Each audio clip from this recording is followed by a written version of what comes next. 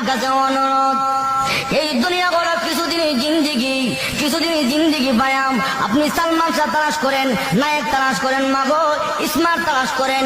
এই দুনিয়া স্মার্টের জিন্দিগি নয়। আপনার স্বামী যখন সুন্নতে রঙে রঙিন হয়ে যাবে, নবীজির আমলে আমল হয়ে যাবে, দুনিয়াতে হবে শান্তি, পরকালে হবে শান্তি। কিয়ামতের মাঠে আল্লাহ রাসূল আপনার স্বামীকে চিনবে।